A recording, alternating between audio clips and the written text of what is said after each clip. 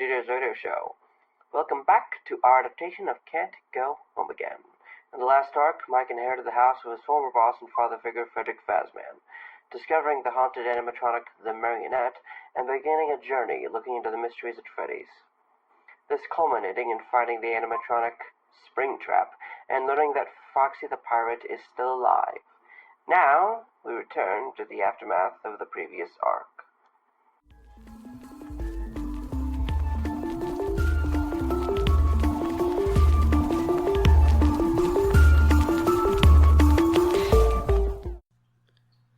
It had been a couple days since the fight with Springtrap. Mike slowly woke up. This was the first time he had woken up early since the confrontation.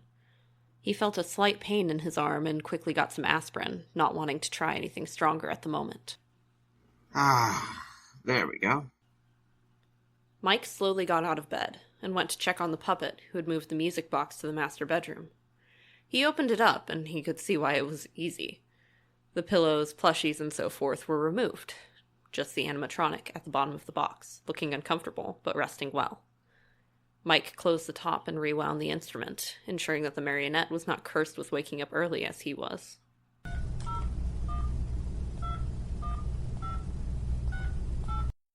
Hey, Mike. How are you? Hey, Fritz, could you and Jeremy swing by the house? Got Mari asleep, so no worries about him. Sure, we'll be right over. Mike then waited for his comrades to come to the house. He got some food out. He decided steak and eggs would be a good breakfast, and managed to cook it despite the cast. He also made coffee. Hey, Fritz. Still asleep? Just a bit tired. Been sleeping weird after all the, stuff a couple days ago. Hey, the puppet. He's still asleep, right? Yeah, he's still resting. Come on in. Mike walked with them to the living room and pulled out the food. He had made enough for all three of them. Thanks, Mike. Feeling better? A little. Anyways, wanted to cut to the chase. I want to reopen Freddy's. What? Are you kidding? No, I am serious. Mike. Okay, let's think about this for a second. How could we do that? That would take a lot of money that we don't have, and the city was pretty dead set on demolishing the old location. Plus, I think the town was just sick of Freddy Fazbear's in general by the end. There's always ways to get funding. I'm going to have a little money put on the side, and then maybe we can get some help from the people who are stocking Fazbear's. For the location, yeah, that's pretty bad. But we can try repairing it, or just looking for another place. Hell, maybe we can make them stop the demolition. Neither Fritz nor Jeremy had a response to that. They simply looked at him, wondering if he had gone mad. Now, I also plan to maybe do a bit of a rebrand. Like how Fredbear was the big star of the show until Freddy got promoted. I want to do something a little more extreme. I was thinking we get Foxy. He's the big fan favorite, so we get Foxy Fox's Pirate Pizza Place. I don't know. I mean, it was a version of him that caused the bite of 87. Right. The mangle. I remember that. He almost took my head off. Wait. You were the guy who got bit? Yeah, not my finest hour. Nobody got killed, at least, I think. I passed out. Yeah, they had facial recognition software meant to detect criminals. I never got the logic. Wouldn't it make more sense to just have the toys inform the guards rather than having them serve as attack dogs? One of them saw my rap sheet and attacked me. Hold on, you're what? I was only in jail once, and it had nothing to do with kids. I tried to fix their programming, but someone would always ruin it. Pretty sure it was someone else on the tech team, given they had the skills to mess with the animatronic. Listen, we are getting off topic here. The only technicians or maintenance are going to be us, so we don't need to worry about that. Fritz, I just leave it to you. We'd only have 2 animatronics anyways. Maybe the smaller scope would be easier to deal with. That only solves one of our problems, though. I got it. It's just, I can't get over Freddy's. I know it sounds silly, but that place meant something to me. Especially now, I guess. I don't think it's fair that it went down because of that monster's actions. You guys might not have found the night shift fun, but I think you guys got connected to Freddy's too. Fritz, you remained associated with Frederick years after 87. And Jeremy, you came along when Fritz asked about it. I just don't know about this. Here, maybe this'll fail, but at least we will have tried. At least this would mean Freddy's went out with an honest attempt to go legit, rather than scandal. Give me a second. I'm gonna go check on the marionette. Mike stood up and walked to the master bedroom. After walking inside, he could see the puppet stretching. Morning. Mari was just about to wind the music box. Oh, don't worry about me. Sam and Jeremy are at the house. Mary looked at Mike with slight concern. He then crawled back into the box. Mike went to wind the box, but was stopped by Mary. Oh, I don't need it. Oh, okay. Got it. I will get you after they take off. With that, Mike walked back to his comrades. That place wasn't the only Freddy's, right? It was supposed to be this big chain. Yeah, but a lot of them had issues, and eventually they got closed down too. The only other one in town was the location they used back in 87, when they were still doing that new stuff with the toys. Would that one be more functional? Yeah, should have expected. Mike, you're right. About what? About feeling connected to it. I'm not some adrenaline junkie like you, but I do feel some connection to Freddy's, weirdly. I mean, I worked for Frederick, I brought stuff to the warehouse, and I didn't actually get paid for it. So, yeah, if we end up being able to do this, I will be your technician. That's still a big if, though. We still have all these problems that I've mentioned. All right. Thanks, Fritz. What about you, Jeremy? I guess as long as I'm not the night guard, should be living in a cubicle for the rest of my life, even if it would maybe be longer. If we are all, well, agreeing on this, what should we do next? We should probably check to see if we can legally do this. Like if we have the authority to use Foxy without getting sued. A fair concern. Frederick had a filing cabinet in the bedroom. Maybe there's something in there. I will just make sure it's good to enter. Mike walked into the master bedroom and tried to check on the puppet. Once he opened the box, he discovered that the marionette was gone. He looked around the room, trying to avoid worrying too much, and simply closed the box. Come on! He won't be springing out. The music box isn't playing. Don't worry about it. He's good. Mary had teleported over to the warehouse. It was a fairly large building. Mary looked at some of the old papers. There was tons of stuff here from the old pizzeria. Some stuff he couldn't recognize, other stuff he could clearly remember from the good old days. He then found the spot featuring the animatronics.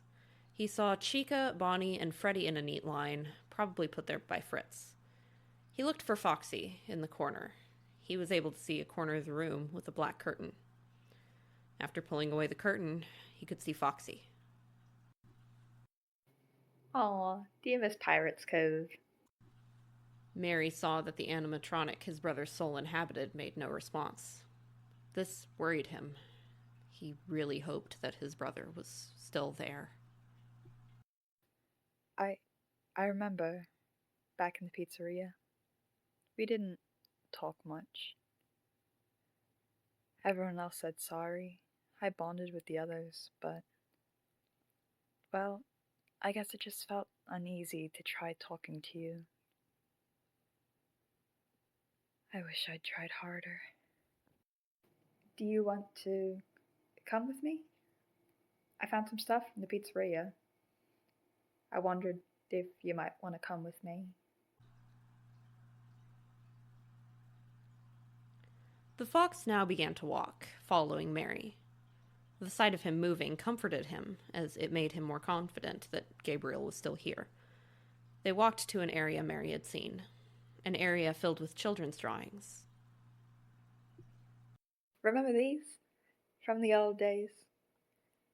It was a bit of solace, despite the purple men being around. That we were entertaining these kids. I remember how it felt when I realized I didn't scare them anymore. Goldie made sure I saw this picture a kid drew of me, to show how the kids were starting to like me.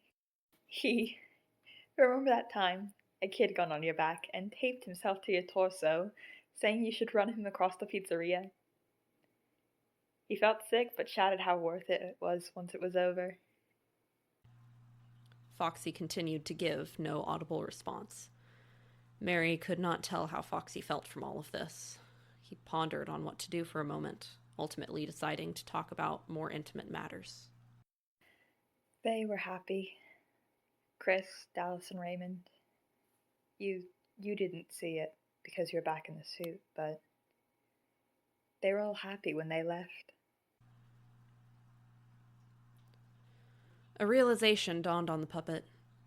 He hadn't told Foxy of their father's passing. He wondered if he should share the truth now or wait until they were on more talkative terms. Yar! Welcome to Pirate's Cove. It'd be time to shove off and go on a quest. Adventure! Mary was stunned by that sudden response, and he waited a minute to see if Foxy would do anything else, but there was nothing. Come on, Foxy. Let's get you back to your cove. Meanwhile, Mike was having a bit of a rough day. He and the others had found nothing that would help with the legal issues they were concerned about, and he was then called by the office building. They requested that he do the night shift. Against his better judgment, he agreed. He took a nap in order to prepare for the night shift, and once he awoke, he saw that the puppet still wasn't there. Mari, this is Mike. I was called by my job to do the night shift. Just making sure I leave a note saying how it's all okay and I'll be home once it's over. Alright, there we go. He left the note and walked out to the car.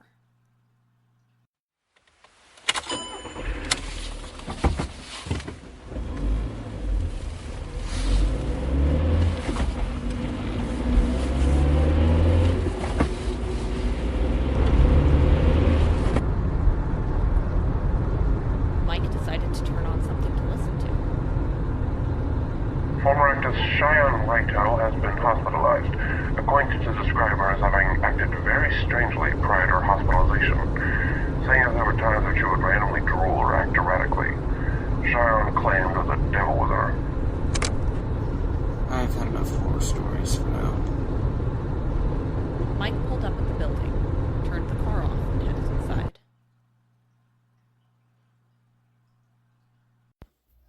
Hey there, Mike. I see they called you in, too. Yep. Hey, what happened to your arm? Yeah, it's a long story. Would you believe me if I said I got bit by an evil rabbit? So, who's Mary? Mary? The girl. Her name is on your cast. What the... I didn't see that. Must be a special girl, huh? I just hope that's not permanent. Want some coffee, Mike? Absolutely. Here you go. Tastes delicious. Thanks. No problem, partner. Why are they even having us do this night shift stuff at all? Apparently, some crazy weirdo in a candy's mask pulled a robbery the other day. Some companies are paranoid since he was never arrested, so they're having us watch over the place. Makes sense. Say, want me to order something?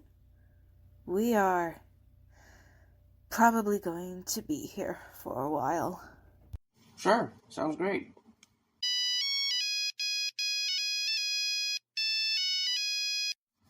Let me just, get that. Hi, Mike. Mari? Sorry to bother you. Just wanted to call since I didn't know when you'd get back. How are you calling me? Not important. Say, what type of cake do you like? For cake or cupcakes? I like chocolate. Why? Are you baking? Maybe. What frosting do you like? Out of blue, pink, or red? Blue, I guess. That one's slightly past 8, but it shouldn't matter. You survived that pizza. How long do you think you'll be out there?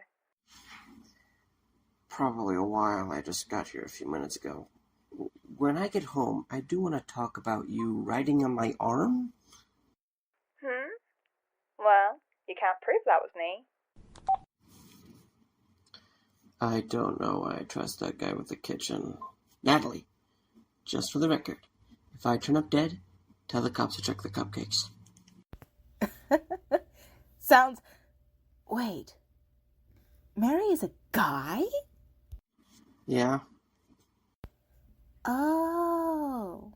Well, that explains a few things. Excuse me? Well, I haven't seen you ask out girls. And such. How would... Wait. Oh!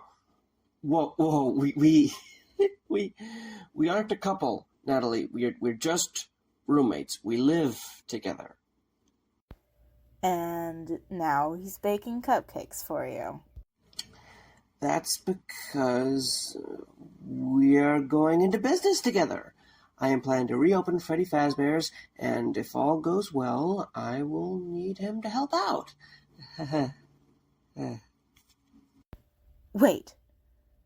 You're what? Yeah, it's not something that's concrete, but yes, I am trying to get Freddy's up and running again. Mike, have you seen that place? It looks like it will collapse if it rains too hard. I have thought a lot about it, and I know there's things I need to check on, but I'm still going to try it. Would make for more of a job than this. If only some of us were that lucky.